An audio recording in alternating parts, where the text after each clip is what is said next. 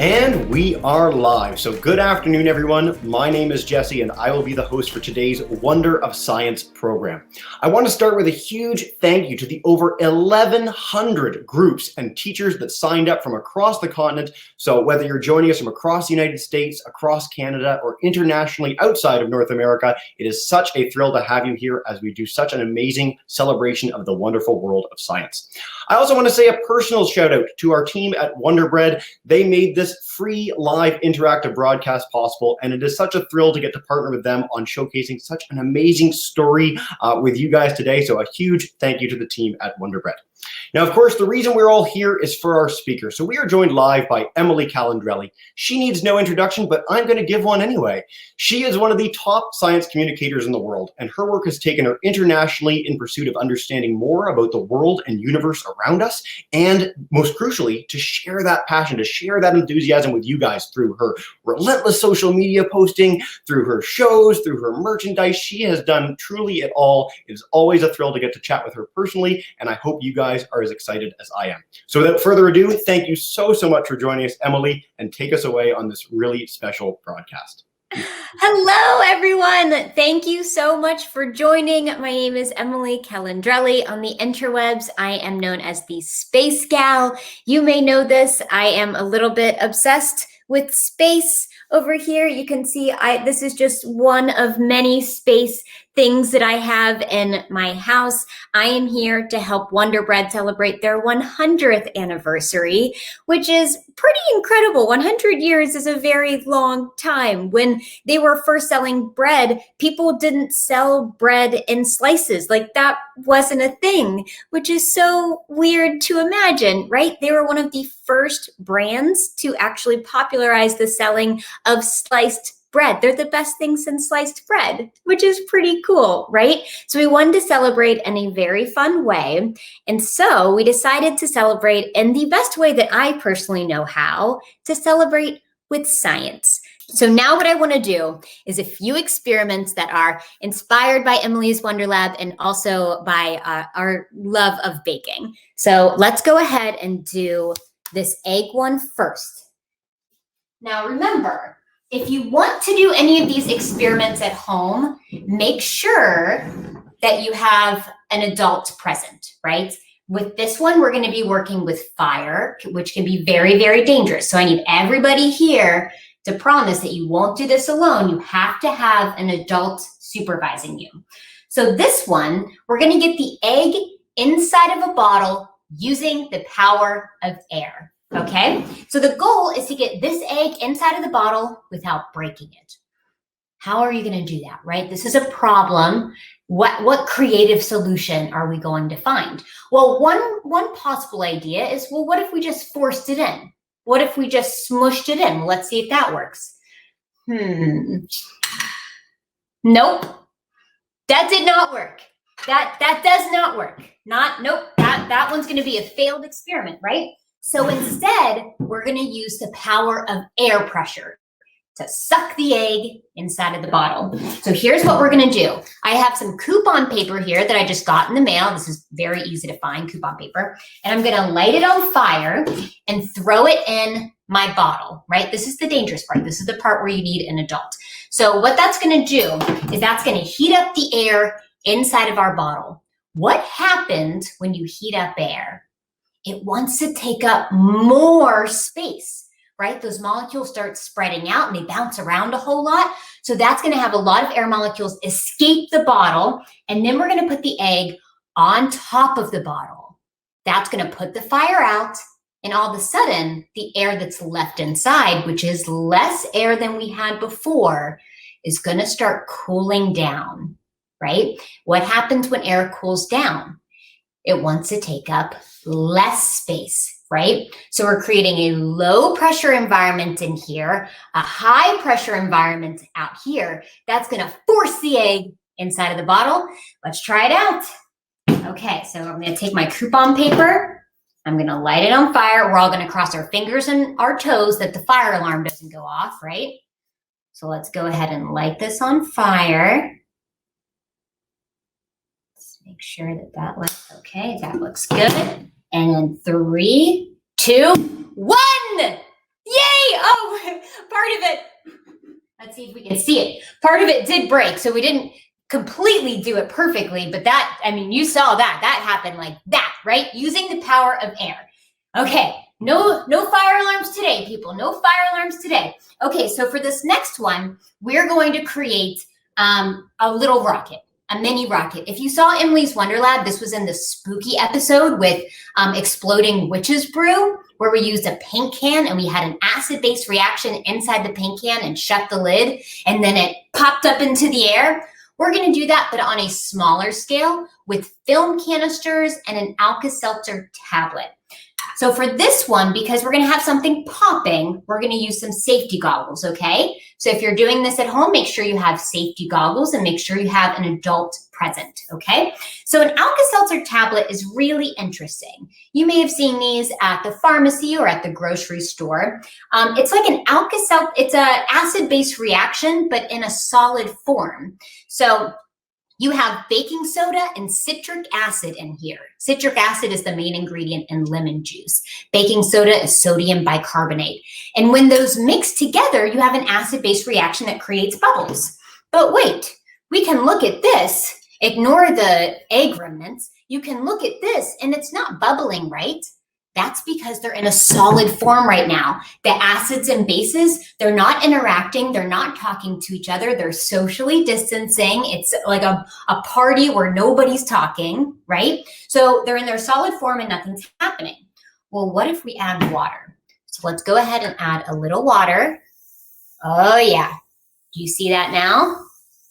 You see the bubbles? So just with water now, those molecules are interacting. They're not socially distancing. They're shaking hands. They're talking. They're hugging. It's like a very popular party where everybody's dancing together now. So you have that acid-base chemical reaction with lots of carbon dioxide bubbles. So now we can ask the question, what would happen if we put that chemical reaction inside of a container and shut the lid? Well, let's see. So that's what we're going to do. I'm going to put my safety goggles on. We're going to put another Alka-Seltzer tablet in here. I have a little bit of water in here, just about maybe 1/5 the way up, enough to cover the Alka-Seltzer tablet. So I can see that it's fizzing. I'm going to flip it over and let's see what happens. This one right here. So now what's happening is those carbon dioxide bubbles are building and building and building, and the pressure inside the container is building and building and building. And once the film canister can't take the pressure anymore, then it explodes. Okay, so now what we're going to do is I have 4 here. We're going to try to do 4 in a row. Do you think we can do it? All right, let's try. 1, 2, 3, 4. Okay, let's see what happens. So the pressure is building and building and building, and when the air gets released, you have Newton's third law in action, where for every action you have equal and opposite reaction, where the air goes downward so the film canister goes upward. And what's really cool is that this is a very similar chemical reaction that happens when you bake.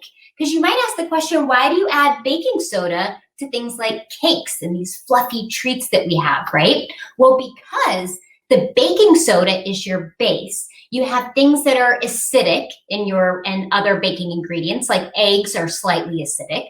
And when baking soda interacts with those ingredients, you have that same acid-base reaction that creates carbon dioxide bubbles. Those bubbles fill those fluffy treats, and that's what makes them fluffy.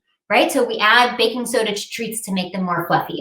Okay, so I'm going to go and I'm going to start this last experiment. And with that, I'll start taking questions from you all. But let me set up this last experiment because it takes a little while to work. So what I have here is I have a bottle with a little bit of warm water in it, okay? Just a little, you can see a little bit of warm water. And I'm going to add 1 package of yeast to my bottle right in here. Let's make sure I can add as much as possible. Okay, so I have yeast. This is another baking inspired experiment. And I'm just gonna mix that around a bit. I think I probably have about a 1/2 cup of warm water in here. We're gonna mix that around a bit. And then I'm gonna go ahead and add 3 teaspoons of sugar. I have sugar in here, okay? And this is another experiment that lets you know why you add yeast and sugar to bread, right? Why do you add yeast and sugar to bread? Well, yeast is a simple single-celled organism that loves to eat sugar, okay? It likes to eat sugar. And what happens when it eats sugar is that it creates carbon dioxide bubbles. It creates carbon dioxide bubbles in something called ethanol. And it takes a little while for the chemical reaction to happen. But I want you guys to keep an eye on this balloon, okay? Over the course of the next 10 minutes or so, keep an eye on this balloon. And if ever at any point you see something happen to this balloon, I want you to cheer and get my attention and let me know, okay? And then we'll talk about why that's happening. But with that, I am happy to take any questions that you guys might have.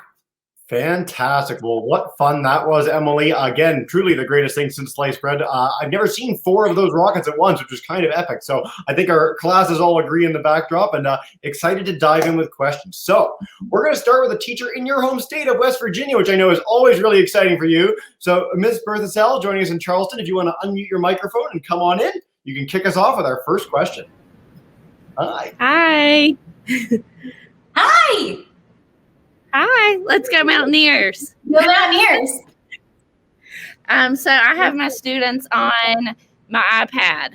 So they're Okay. joining in. They're asking some questions. They're e-learners. So I have one student that says, does this have anything to do with what is going on in our carbonated drinks, like Sprite? Ooh, that's a good question. I mean, I know that they add carbon dioxide to carbonated drinks at a high pressure.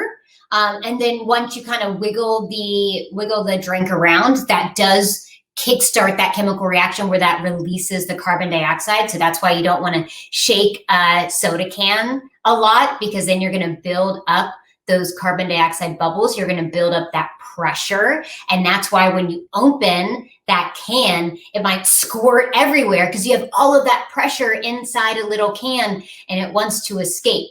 So you want to make sure that you don't shake up a can unless you really want to spray it everywhere. But yeah, that's carbon dioxide is in a lot of carbonated drinks. Speaking of things expanding, we're slowly, I don't know if the balloon's getting any bigger just yet, but we're going to keep an eye on it. And you guys got to get ready to cheer if we start seeing it rise all of a sudden. Mm-hmm. Well, speaking of experiments, Isabella joining us in Ontario has been doing some epic experiments of her own in the background. So Isabella, if you want to unmute your microphone and ask a question of Emily, you are good to go. Hi there.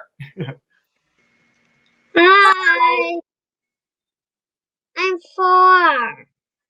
Well, hello, Isabella, age 4. Do you have a question? What favorite experiment do you like? What favorite experiment do I like? Well, first of all, thank you for saying that. I love you, and thank you for watching my shows. I really appreciate that. I think my favorite episode that we did on Emily's Wonder Lab was when we made a pool filled of oobleck. Oobleck is something called a non-Newtonian fluid, which means sometimes it acts like a liquid and sometimes it acts like a solid. When you add pressure to it and you add force to it, it acts like a solid, but when you do nothing to it, it acts like a liquid.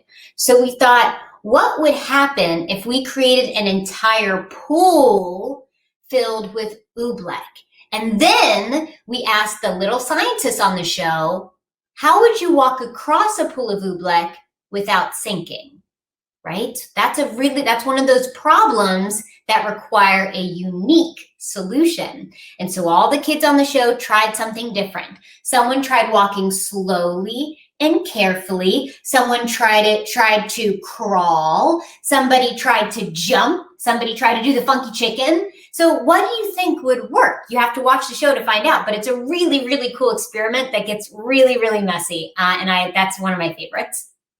Great question. Thanks so much, Isabella. So yes, do check out Emily's Wonder Lab if you want to see that experiment in person. I think for me, I put on some skis maybe, spread my weight out, see if that might work. Yeah. But no, I'll have to check out and find out what happened. Roth family, you guys want one to wrap us up? Go for it. Do you have to like be in the military and like fly a plane before you be an astronaut? Do you have to?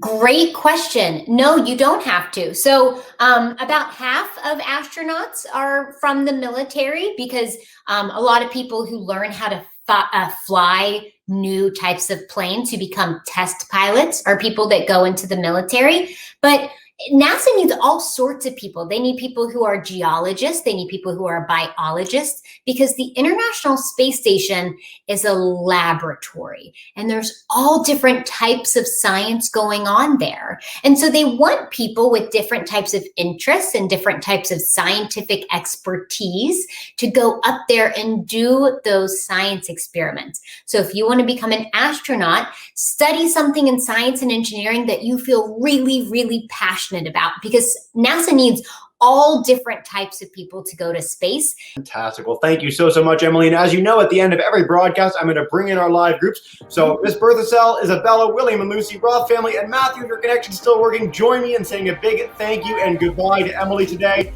Everyone, Thank you. Bye.